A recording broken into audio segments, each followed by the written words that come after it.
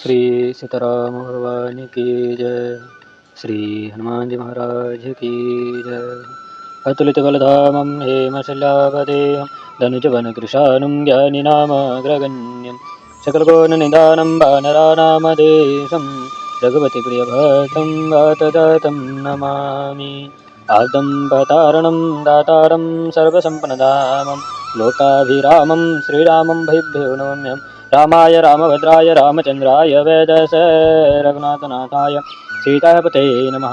नीलम्बोजश्यामलोकमलगं चेतसमारपेतवामभागं मनोमहाचारुचापं नमामि राम रघुवंशनाथं। बोले चाप रामचंद्र भगवान की जय। श्री हनुमान जी महाराज की जय। गोस्वामी श्री तुलसीदास जी महाराज जी के द्वारा रचित श्री रामचरितमानस के अरण्यकांड के अत्रि मुनि जी की स्तुति की भाग 2 है। प्रथम दोहा। बीनती करी मुनि नाई सिर कह कर जोरी बहोरी चरण सरोरुहनाथ जनी कबहू तजय मति मोरी। अनुसुया के पद गहि सीता मिली बहोरी सुशील विनिता। ऋषि पत्नी मन शोक अधिकाई आशीष दे निकट बिठाई। दिव्य वसन भूषण पहिराए जे नीति नूतन अमल सुहाए। कही ऋषि बधू सरल मिदुबानी नारी धर्म कुछ बजाए बखानी। मातु पिता भ्राता हितकारी मीति पद सब मनु सुनु राजकुमारी। अमित दानी भ्राता वेदहि अधम सो नारी जो सेव नते। धीरज धर्म मित्र अरुणारी आपद काल परीखी चारी। वृद्ध रोग वश जर धन होना अधन बधीर क्रोधि अति दीना। ऐसे हो पति कर किय अपमाना नारी पाव यम पोर दुख नाना। एक ही धर्म एक ही व्रत नेमा काय भजन मन प्रति पद प्रेमा। जगपति व्रताचार्य वेद आहि वेद पुराण संत सब कहि। उत्तम के असवश मन माही सपने हो आन पुरुष जगनाही। मध्यम परपति देख ही कैसे भ्राता पिता पुत्र निज जैसे। धर्म विचारी समुझि कोल कर रही सो निर्कृष्टति रीत श्रुति कही। वीरु अवसर भय ते रह जोई अजाने हो अधम नारी जग सोई। पतिवंत परपति रति करई पूरब नरक कल्प सत करई। क्षण शोक लागे जन्म शतकोटि दुख न समोजते ही समकोटि। वीनु श्रम नारी परम गति लहई पतिव्रत धर्म छारी छल गहई। प्रतिकूल जनमी जह जाए विविधा होई पाई तरुणाई। धनी विनती करी मुनि नाई सिर कहा करी कर जोरी बहोरी चरण सरो रूह नाथ जनी कबहु तजई मति मोरी। मुनीश्वर ने विनती करके सिर नवाया और फिर हाथ जोड़कर कहने लगे, हे नाथ आपको चरण कमलों का हमारी भोली बुद्धि कभी न त्याग करें। फिर सीता जी अनुसैया जी के पास अनुसैया जी के पैर पड़कर सुशीलता और नम्रता के साथ मिले, जिससे अनुसैया जी के मन में अधिक सुख हुआ और आशीर्वाद देकर सीता जी को अपने पास बैठा लिया। उन्होंने ऐसे दिव्य कपड़े और गहने पहनाए जो नित्य स्वच्छ और सुंदर रहने वाले थे। फिर अनुसैया जी सरल और मीठी वाणी से स्त्रियों के कुछ धर्म संकेत में कहने लगी कि हे राजकुमारी सुनो, माता पिता और भाई हितकारी तो होते हैं परंतु ये सब थोड़े ही काल तक। हे वेद ही अपार दान देने वाला तो पति है, वह स्त्री महानीच है जो पति को सेवा नहीं करती है। धीर धर्म मित्र और स्त्री इन चारों को की विपत्ति के समय में परीक्षा होता है। बूढ़ा रोगी दरिद्र अंधा बहिरा क्रोधी और अत्यंत दुखी ऐसे पति का भी अपमान करने से स्त्री यमलोक में अत्यंत दुख पाती है। स्त्री के लिए एक ही धर्म व्रत और एक ही नियम है कि कर्म वचन और मन से पति के चरणों में प्रेम करें। वेद पुराण और सब संत कहते हैं कि संसार में 4 तरह की स्त्रियां होते हैं। उत्तम स्त्री के मन में ऐसे बात रहती है कि पति के सेवा संसार में दूसरा पुरुष स्वप्न में भी नहीं है। मध्यम श्रेणी स्त्री पराय पति को ऐसे देखती हैं जो अपने भाई पिता पुत्र को। वेद ऐसा कहते हैं कि जो स्त्री अपने धर्म को विचार कर और कुल की प्रतिष्ठा को समझकर कुमार्ग में पैर रखने से रह जाते हैं वह नीच है, और जो अवसर न मिलने या भय के कारण कुमार्ग में जाने से रह जाती हैं संसार में उन स्त्रियों को अधम जाना चाहिए। जो स्त्री अपने पति से छल करके दूसरे पति से प्रेम करते हैं वह 100 कल्प तक घोर नरक में पड़ते हैं। जो क्षणिक सुख के लिए 100 करोड़ों जन्मों के दुख को नहीं जानती उसके समान खोटी कौन है। वह स्त्री बिना परिश्रम ही परम गति को पाती है जो छल छोड़कर प्रतिव्रत धर्म को गहरा ग्रहण करती है, परंतु जो पति के प्रतिकूल रहित है वह जन्म लेते हैं यह युवावस्था में ही विधवा हो जाते हैं। सुरा था सहज अपावनी नारी पति सेवत शुभ गति लहई ओष गावत ऋतुचारी अजहो तुलसी का हरि प्रिय। सुरा था सुनो सीता तब नाम सुमिरी नारी पति व्रत करही तुम ही प्राण प्रिय राम कहो कथ संसार ही। सो निजान के परम सुख पावा सादर तासु चरण सिरनावा तब मोनि शन कह कृपा निधान आयुषो होई जाओ बन आना। संत मो पर कृपा करहो चाहत सकल परमारातवादी तुम्हु राम अकाम प्यारे दीन बंधु मिदो वचन उचारे। अब जान में श्री चतुराई भजे तुम ही सब देव बिहाई जेहि समान अतिशय नहीं कोई तारक शील कसन असहोई। के ही विधि कहो आहु जाहो अब स्वामी कहो नाथ तुम अंतर्यामी अस कही प्रभु बिल के मोनि धीरा लोचन जल वह पूलक शरीरा। अर्थात स्त्रियां स्वभाव ही है अपवित्र है परंतु पति की सेवा करने से शुभ गति को प्राप्त कर लेती हैं। चारों वेद उनका यश गाते हैं इसी से आज भी तुलसी जी भगवान को प्यारी है। हे सीता सुनो तुम्हारा स्मरण कर स्त्रियां प्रतिव्रत धर्म को धारण करेगी तुम्हें श्री राम जी प्राणों के समान प्रिय है। मैंने यह कथा संसार के लिए कही है। यह सुनकर सीता जी ने अत्यंत सुख पाया और आदर के साथ उनके चरणों में सिर नवाया। तब कृपा निधान श्री राम जी ने मुनि से कहा कि अब आज्ञा हो तो दूसरे वन में जाऊं। जिसकी कृपा ब्रह्मा जी महादेव जी और सनकादिक लोग चाहते हैं वे राम आप ही है जो कामना रहित पुरुषों को प्यारे और दोनों के बंधु है। इन कोमल वचनों का उच्चारण किया है। अब मैं लक्ष्मण जी की चतुराई को समझ लिया इसलिए तो वे सब वेदों सब देवताओं को त्याग कर आपका भजन करते हैं कि जिनके समान कोई नहीं है उनका शील ऐसा क्यों ना होगा। हे स्वामी मैं किस प्रकार कहूँ कि जाओ हे नाथ आप ही कहिए आप अंतर्यामी है। ऐसा कहकर अत्रि जी ने राम जी की ओर देखा तो आंखों से जल भर आया शरीर पुलकित हो गया। छंद तन पोलक निर्भर प्रेम पूरन नयन मोक पंकज दिए मन ज्ञान गुण गोतीत प्रभु में देख जप तप कप किए। जप योग धर्म समूह ने नर भक्ति अनुपम पावहे रघुवीर चरित पुनीत निशि दे दास तुलसी गावहे।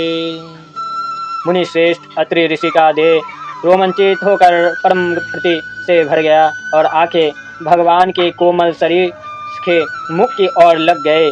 मुनि अपने हृदय में चिंता करने लगे कि ऐसा मुझसे कौन सा जप तप बन गया कि जिससे इंद्रिया से अगोचर प्रभु का प्रत्यक्ष दर्शन मिला। तुलसीदास कहते हैं जिस जप योग से मनुष्य श्री रामचंद्र जी की शक्ति को पाते हैं मैं दास बनकर भगवान श्री रामचंद्र जी के चरित्र को यथाशक्ति निरंतर गान करता हूँ। दोहा कलिमल श्रमन दमन दोप राम सुयश शोक मोल सादर सुनहि जे तीन ही पर राम रहि अनुकूल। जो मनुष्य कलियुग के पापों के नाश करने वाले मन के सारे विकारों को दमन करने वाले सुख के मोल से रामचंद्र जी के श्रीयश को आदर पूर्वक सुनेंगे उन पर राम जी अनुकूल रहेंगे। सोराठा कठिन काल मल कोश धर्म न ज्ञान न योग जप परिहरि सकल भरोस राम ही भज ही ते चतुर नर मुनि पद कमल नाई कर शीसा। चले बनहि शूर नर मोनि यशा आगे राम अनुज पोनि पाछे मुनिवर वेश बने अति आछे उभय बीच सिय शोहित कैसे ब्रह्म जीव बीच माया जैसे सरिता वनगेरी अवघट घाटा पति पहचानी देहि वर बाटा, जहाँ जहाँ जाहि देव रघुराया, करहि मेघ नभ तह तह छाया। मिला असुर विराध मग जाता, आवत ही रघुवीर निपाता, तुरत ही रुचिर रूप ते ही पावा, देखी दुखी निज धाम पठावा। पुनि आये जहाँ मुनि सरभागा, सुंदर अनुज जानकी संगा। यानी जो मनुष्य कलयुग के पापों के नाश करने वाले, मन के सारे विकारों को दमन करने वाले, सुख के मोल से रामचंद्र जी के सुयश को आदर पूर्वक सुनेंगे, उन पर राम जी अनुकूल रहेंगे। यह कठोर कलिकाल सारे पापों का खजाना है, इसमें धर्म ज्ञान योग और जप नहीं है। अतएव सब आशाओं को छोड़कर जो श्री रामचंद्र जी का भजन करते हैं वही श्रेष्ठ गिने जाते हैं।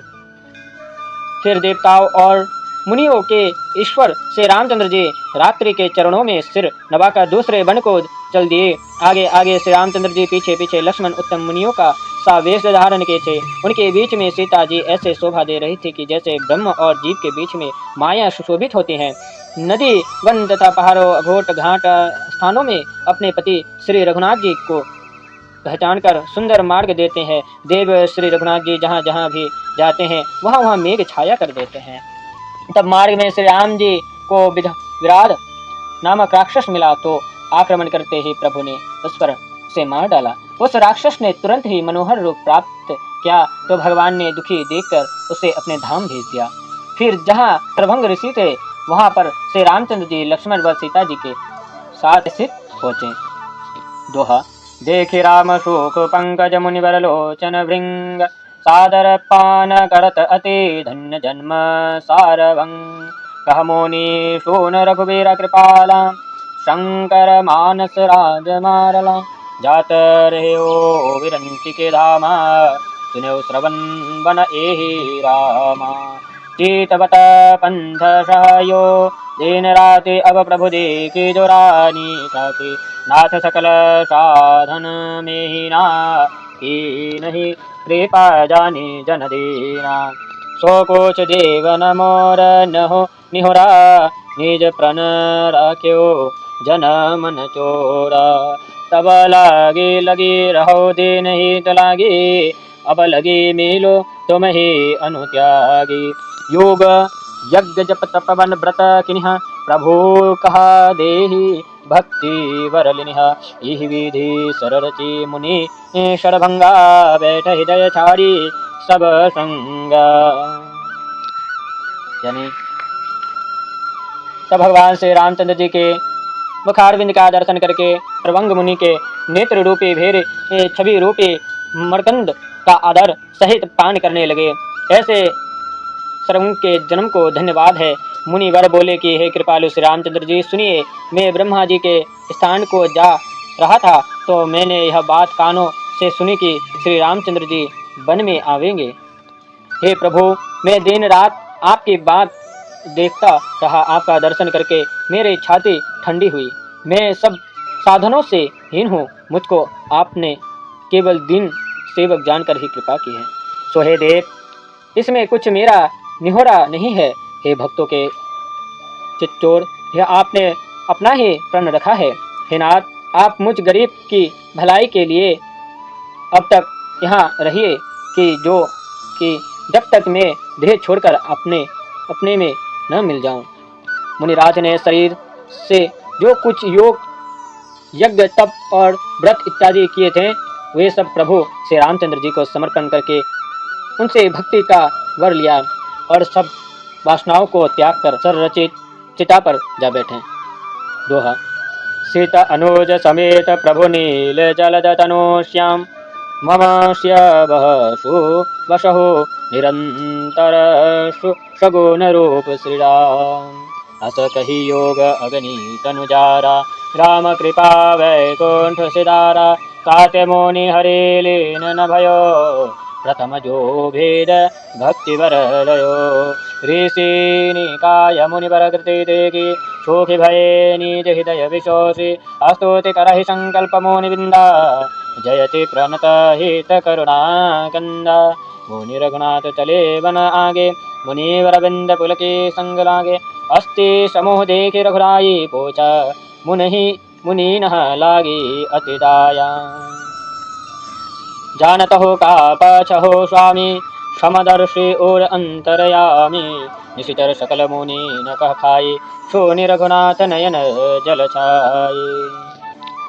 दोहा अर्थात श्री जानकी जी और लक्ष्मण सहित नील बादल के समान श्याम शरीर वाले सगुण रूप भगवान श्री रामचंद्र जी आप मेरे हृदय में निवास करिए। ऐसा कहकर मुनि सर्वभक्त जी अपने शरीर को योग अग्नि द्वारा भस्म कर राम कृपा से वैकुंठ सिधारे। श्री हरि में इस कारण लीन नहीं हुए कि उन्होंने पहले ही भेद भक्ति का वर मांग लिया है।